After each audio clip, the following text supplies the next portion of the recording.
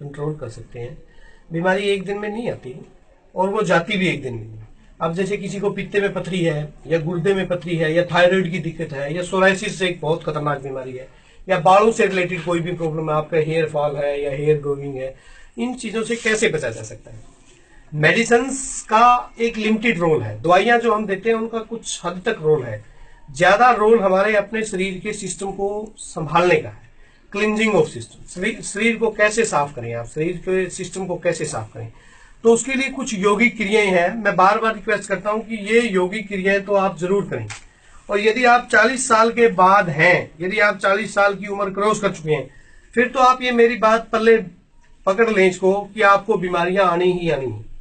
उसके बाद और बीमारियों का कुछ चक्कर ऐसा है, एक बार आपको कोई दिक्कत होगी तो सारी उम्र फिर आप उस डॉक्टरों के चक्कर में ही गुजार देते हो, ठीक नहीं हो पाता पेशेंट। अभी किसी को थायराइड हो गया तो सारी उम्र थायराइड की दवाई खा रहा है वो, किसी को बीपी हो गया सारी उम्र बीपी की दवाई करा रहा है, किसी को जोड़ों का दर्द है सारी उम्र जोड़ों के दर्द की दवाई खा रहा है, किसी को पित्ते की पथरी होगी तो उसने क्या किया, गाल ब्लैडर स्टोन रिमूव करवा लिया, पित्ता निकलवा लिया, कोलिसिस्टेक्टमी करवा ली, लेकिन उसके बाद और सारी वो डॉक्टरों के चक्कर में रहता है। उसको कभी पेट की दिक्कत हो जाती है, कभी अफार आ जाता है, कभी एसिडिटी रहती है।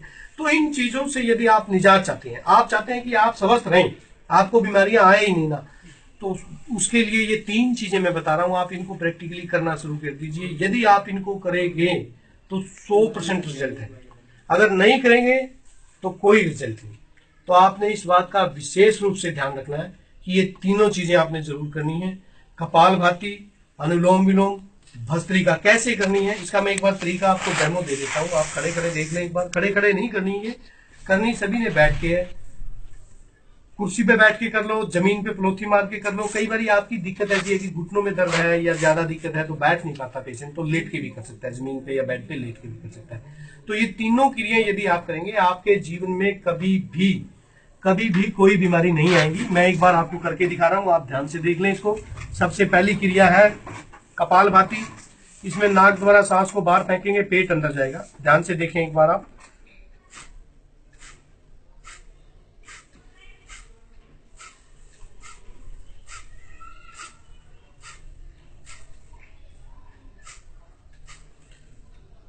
कपालभाति में नाक द्वारा सांस को बाहर फेंकेंगे, पेट अंदर जाएगा। इससे क्या होगा, आपका इंटरनल ऑर्गन्स है जितने भी, लीवर है, पैंक्रियाज है, किडनी है, इंटेस्टाइन है, उनकी एक्सरसाइज होगी। जब वो प्रॉपर तरीके से काम करेंगे तो आपको कभी गुर्दे में पथरी नहीं होगी, कभी पित्ते में पथरी नहीं होगी। सोरेसिस की जिनको प्रॉब्लम है वो कपालभाति कीजिए, सोरेसिस आपकी खड़ी नहीं रहेगी। दवाइयां टेम्परेरी सोल्यूशन है, दवाइयां हल नहीं है।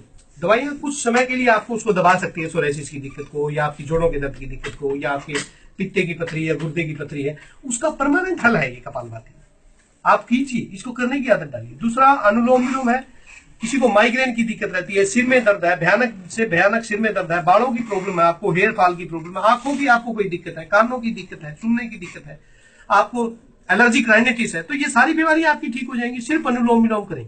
सकारात्मक सोच के साथ, पॉजिटिव सोच के साथ आप अनुलोम विलोम कीजिए। मैं करके दिखाता हूं, रेगुलरली 5-7 मिनट इसको कीजिए। देखिए एक बार आप।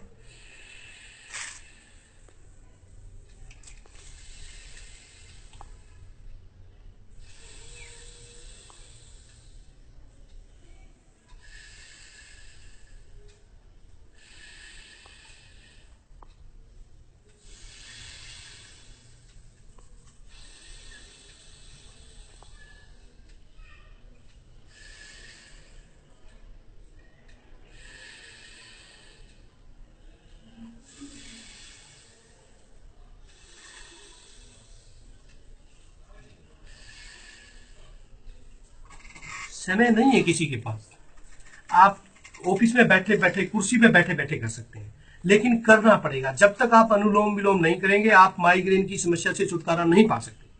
जब तक आप अनुलोम विलोम नहीं करेंगे आपको एलर्जिक राइनाइटिस से छुटकारा नहीं मिल सकता। जब तक आप अनुलोम विलोम नहीं करेंगे आपको बालों से रिलेटेड कोई भी प्रॉब्लम है, कानों से रिलेटेड कोई प्रॉब्लम है, गले की कोई प्रॉब्लम है, आपकी ठीक नहीं हो सकती। हाँ, यदि आप आयुर्वेदिक मेडिसिन या एलोपैथिक मेडिसिन के साथ साथ थोड़ा सा अनुलोम विलोम, कपालभाति, भस्त्रिका करेंगे तो 100% रिजल्ट मिलेगा। और दवाइयां टेम्परेरी सोल्यूशन है, for A phase, for a period, कुछ समय के लिए लीजिए। ये थोड़ा है कि आप सारी उम्र 10-10 साल से आप दवाइयां खा रहे हैं, 20-20 साल से आप दवाइयां खा रहे हैं, वो हल नहीं है। हल कपालभाति में, हल अनुलोम विलोम में, हल भस्त्रिका प्राणायाम में। ये आप करेंगे तो पीछा छूटेगा और आप देखेंगे आपकी पॉजिटिविटी बढ़ जाएगी। जैसे ही आपने योगा शुरू किया आपकी सारी बीमारियां धीरे धीरे, बहुत सी ऐसी बीमारियां जिनको मेडिकल साइंस भी नहीं जानती आज तक। एपिलेप्सी के किसी को दौरे पड़ते हैं, मिर्गी के दौरे, 3-3 साल लगातार दवाई खाते रहते हो, फिर दौरे पड़ जाते हैं 3 साल दवाई खाने के बाद भी। उसका टेम्परेरी सोल्यूशन है मेडिसिन। यदि आपने अनुलोम विलोम किया तो आपको मिर्गी के दौरे आ ही नहीं सकते।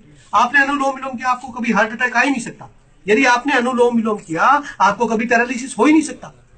तो आप क्यों वेट कर रहे हो कि आपको हार्ट अटैक आए, उसके बाद आप बाईपास कराएं, आप डॉक्टरों के धक्के खाएं, अपना परिवार को बर्बाद करें, अपने समाज को बर्बाद करें, अपना पैसा बर्बाद करें, अपना समय बर्बाद करें? उस चीज की नौबत ही ना आने दो ना। आप आज से ही योगा शुरू कर दो। या जरूरी है कि पहले हम बीमार हों फिर जाके योगा शुरू करेंगे? तो ये आयुर्वेद की जो सुक्ति है, समस्त रक्षण, समस्त व्यक्ति के स्वास्थ्य की रक्षा करनी है। हमें बीमार पड़ना ही नहीं, हमें बीमार होना ही नहीं। यदि एक बार आप बीमार हो गए तो फिर तो ये एक बड़ा कुचक्र है, चिकित्सा व्यवसाय बन चुका है। उस व्यवसायीकरण से आप बाहर नहीं निकल पाओगे। फिर आपको तरह तरह की इन्वेस्टिगेशन, तरह तरह की जांच, तरह तरह की रिपोर्टें ये करवानी ही पड़ेंगी आपको। तो ये योगिक क्रियाएं आप घर पे बैठ के कीजिए, सकारात्मक सोच के साथ कीजिए, पॉजिटिव सोच के साथ। और दूसरा, इसमें आपने भस्त्रिका प्राणायाम जो है, तीसरा जो प्राणायाम है, सबसे इंपॉर्टेंट प्राणायाम, इसको आप कभी भी कर सकते हो घर पे बैठ के। लंबा गहरा सांस, नाक से सांस लेंगे, नाक से छोड़ेंगे, मुंह बंद रहेगा। आपके जो लंग्स है, फेफड़े हैं, उनकी वाइटल कैपेसिटी को आपने बढ़ाना है। लंग्स की वाइटल कैपेसिटी बढ़ाएंगे। लंबा गहरा सांस नाक से लेंगे, नाक से छोड़ देंगे, मुंह आपका बंद रहेगा। देखें एक बार आप,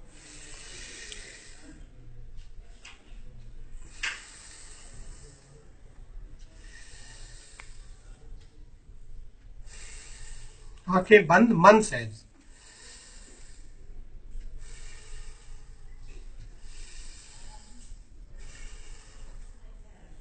3 से 5 मिनट, 3 से 5 मिनट अनुलोम विलोम कीजिए, 3 से 5 मिनट कपालभाति कीजिए, 3 से 5 मिनट आप भस्त्रिका प्राणायाम कीजिए।